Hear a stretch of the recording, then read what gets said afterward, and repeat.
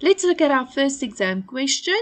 In this diagram, it shows the cross-section of a solid made up of a hemisphere placed on top of a right circular cone with radius r and slant height s.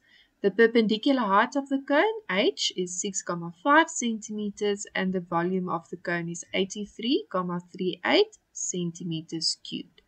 And they also give us formulae. Firstly, the surface area of the sphere, the volume of a sphere, surface area of a cone, and the volume of a cone. So let's look at the questions. The first thing that we need to determine is the radius r of the cone. And if we go and look in the sketch, they gave us that h is 6,5 centimeters. That's the height of the cone. And they also told us in the question that the volume of the cone is 83,38 cubic centimeters. And if we go and look at the formula for the volume of a cone, it is given as a third times pi r squared times h. So we can use this formula to determine the radius of the cone. We take the formula and then we put in the volume and the height of the cone. So 83,38 is then going to be equal to a third times pi times the radius squared times 6,5. And now we have to isolate the radius squared, and we do that by dividing both sides by a third times pi times 6,5. Then r squared is going to be equal to 83.38 divided by a third times 6,5 times pi. And if we determine that on our calculators, we get the following: 12,2495 and so on, and we do not round the answer here. Then to isolate r, we take the square root on both sides, and that then gives us an answer of 3,5 centimeters rounded to 2 decimal places. This question counted 2 marks. You get 1 mark for the correct substitution into the formula and 1 mark for the answer. In question 7.2, we need to determine the slant height S of the cone. And if we go and look in the sketch, S is part of a right angle triangle. And of this right angle triangle, we already know the length of H and the length of R. So therefore, we can use the theorem of Pythagoras to determine S. And we start by saying that S is the hypotenuse. So S squared is then going to be equal to H squared plus R squared. And this is then equal to 6,5 squared plus 3,5 squared. Then we can calculate this on our calculators. So S squared is then going to be equal to 54,5. And then to get S, we take the square root on both sides of the equation. And S is then equal to 7,38 centimeters. So this is the slant height of the cone. This question also counted 2 marks, 1 mark for the correct substitution into the theorem of Pythagoras, and 1 mark for the answer. Lastly, we need to determine the surface area of the solid. And what does the solid consist of? First of all, a semisphere or a hemisphere at the top of the solid and the cone at the bottom of the solid. And in the question, they gave us the formula for the surface area of a sphere and the surface area of a cone. And it's very important to understand the formulas. So the surface area of the sphere is 4 pi r squared. And if we work with a hemisphere, we're going to halve this. So 4 pi r squared divided by 2 gives us 2 pi r squared. Then the surface area of a cone is given as pi r squared plus pi r s. And in this solid, we are only going to use the surface area of the cone section, and we are not going to include the area of the circle at the top of the cone.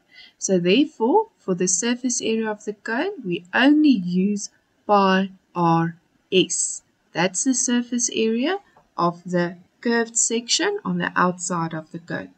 So therefore, the total surface area for this solid is then 2 pi r squared plus pi rs. We know the radius is 3,5 and we've determined that the slant height is 7,38. So we put this into the formula and this then gives us an answer of 158,12 square centimeters. This question also counted 2 marks. You get 1 mark for the correct substitution into the correct formula and 1 mark for the final answer. In this question, they give us the sketch of a canvas tent, and they say the roof of a canvas tent is in the shape of a right pyramid having a perpendicular height of 0,8 meters on a square base. The length of one side of the base is 3 meters. And now we are going to calculate the length of AH. Question 7.1.1, calculate the length of AH. AH is the perpendicular height of one of the triangles that forms the roof of the canvas tent. And to determine this length, we are going to look at the right angle triangle in the center of the roof. So we can draw it like this. The perpendicular height of this triangle is 0,8 meters. And then the distance from the center to H is going to be 1,5. That is half the length of one side of the base of the tent. That was 3 meters. And to determine AH, we can now use the theorem of Pythagoras. So we can say that AH squared, that's the hypotenuse of this triangle, is equal to 0,8 squared plus 1,5 squared. And this then simplifies to 2,89. So AH squared is equal to 2,89. And then to determine AH, we take the square root on both sides, and then the length of AH is 1,7 meters. For this question, you get 2 marks, 1 mark for using Pythagoras correctly, and 1 mark for the answer.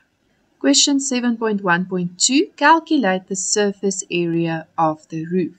So if we look at the sketch, we can see that the roof consists out of 4 congruent triangles. And in these triangles, we need to determine the perpendicular height and the base to be able to determine the area. And the perpendicular height for each of these triangles is AH, and we've determined the length. And the base of the triangle is, in this case, the length of one side of the canvas tent, so that is 3 meters. And now we can determine the area of the 4 triangles. Remember, the area of a triangle is half times base times perpendicular height. And we have 4 triangles with the same area, so we multiply this by 4. Then we put in the value of the base and the perpendicular height. So it's 4 times a half times 3 times 1,7. And then this simplifies to 10,2 square meters. And this is the surface area of the roof. This question also counted 2 marks, so you get 1 mark for the correct substitution and 1 mark for the final answer. Question 7.1.3, if the height of the walls of the tent is 2,1 meters, calculate the total amount of canvas required to make the tent if the floor is excluded. So what they actually want is the total surface area of the canvas tent. And we've already determined the surface area of the roof, so we only need to determine the surface area of the walls. And the walls are rectangles. They are all the same size. The length of the rectangles is 3 meters and the height is 2,1 meters. So we say then that the surface area of the walls is 4 times length times breadth. So that's 4 times 3 times 2,1, and that is 25,2 square meters. And then to determine the total surface area, we add the surface area of the roof to the surface area of the walls. So that is then 10,2 plus 25,2, and that gives a total surface area of 35,4 square meters. This question also counted 2 marks. You get 1 mark for the area of the walls, 25,2, and then 1 mark for the total surface area, 35,4. Question 7.2. In this question, they tell us that a metal ball has a radius of 8 millimeters, and they give us the formula for the volume of a sphere, that is equal to 4 over 3 times pi r cubed. And in question 7.2.1, we have to calculate the volume of metal used to make this ball, and we have to give the answer correct to 2 decimal places. To determine the volume of metal used, we just need to determine the volume of the metal ball, and we use the formula 4 over 3 times pi times r cubed. They gave us the radius of the metal ball is 8 millimeters, so we put this value into the equation, and this then gives us a final answer of 2,144,62 millimeters cubed. And this question counted 2 marks, so you get 1 mark once again for the correct substitution into the formula and 1 mark for the answer. Question 7.2.2. If the radius of the ball is doubled, write down the ratio of the new volume to the original volume. So let's see what happens if the radius is doubled. If we take the volume of the sphere's formula 4 over 3 times pi r cubed and we multiply the radius by 2, it becomes 4 over 3 times pi times 2 times r in brackets cubed. And if we simplify this, it gives us 4 over 3 times pi times 2 cubed times r cubed, and 2 cubed is equal to 8. And if we rearrange the formula, we then have that 8 times 4 over 3 pi r cubed is then the volume of this new sphere if the radius is doubled. If we then want to write down the ratio of the new volume to the original volume, we can write that 8 times 4 over 3 pi r cubed is the new volume, and then 4 over 3 pi r cubed, the original volume. And if we simplify this, it gives us a ratio of 8 to 1. So if you double the radius, the new volume of the ball will be 8 times the volume of the original metal ball. This question also counted 2 marks. You get 1 mark if you showed that 2 cubed is equal to 8, and then 1 mark for the correct ratio. Question 7.2.3. You would like this ball to be silver plated to a thickness of 1 millimeter. What is the volume of silver required? And give your answer correct to 2 decimal places. Now, if this ball is silver plated to a thickness of 1 millimeters, it means that after it's been silver plated, the radius of this ball will now be 9 millimeters instead of 8 millimeters. So what we are going to do is we are going to determine the volume of the metal ball with the plated layer, and then we are going to subtract the original volume from the silver plated volume. So if we want to determine the volume including the silver, we say then it's 4 over 3 times pi times 9 cubed, since we've added the 1 millimeter silver. And then this simplifies to a volume of 3053,66 millimeters cubed. And then to determine the volume of the silver, we take this volume and we subtract the original volume that we calculated in question 7.2.1. That's minus 2,144,62. And that then gives us a final volume for the silver of 908,04 millimeters cubed. This question also counted 2 marks. You get 1 mark for 4 over 3 pi times 9 cubed and 1 mark for the final answer.